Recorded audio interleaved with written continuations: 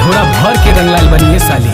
अच्छा दीदी के देवर तू तो होलिया में आइला, लाल पियर रंग कोनो न ले आइला। सच बतिया पूछी बतई बका तो सुना, और साली के फर्ज निभाइबू का, हमरा से रंग लगवाइबू का। साली के फर्ज निभाइबू का, भीतर के कबूतर रंगवाइबू का।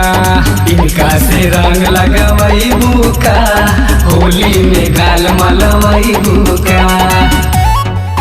रंगवाइबू का, रंगवाइबू का। होली में चोली ताहर फाड़ दी हसन, ढाके ताहर लहंगा लसार दी हसन।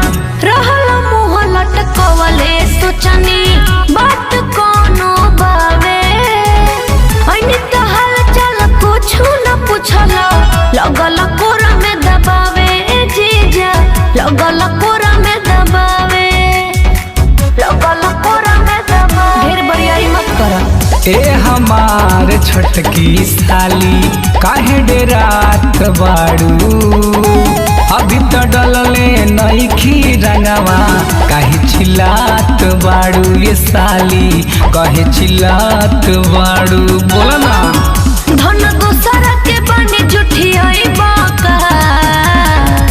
अरे चुप पगली, साली के फर्ज निभाइबू का, हमरा से रंग लगवाइबू का।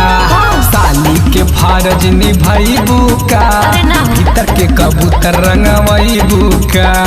इनका से रंग लगवाइबू का, होली में गाल मलवाइबू का।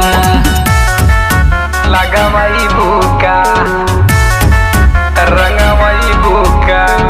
म्यूजिक बाय राहुल भारती। अपना जीजा पे करा जानी माना हो, राले ना छोड़िया खजाना हो।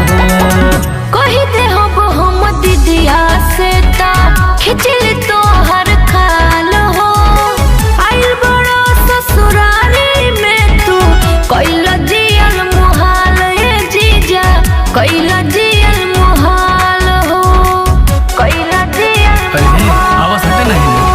चढ़ल बा फगुआ सुना ये साली, लूटी लाला हार हो। फेरू नाही मिली तोहके कबो न ऐसन बहार ये साली, कबो न ऐसन बहार हो।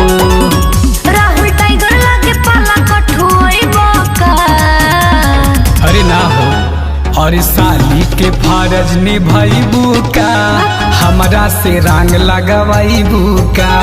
साली के फर्ज निभाइबू का, भीतर के कबूतर रंगवाइबू का।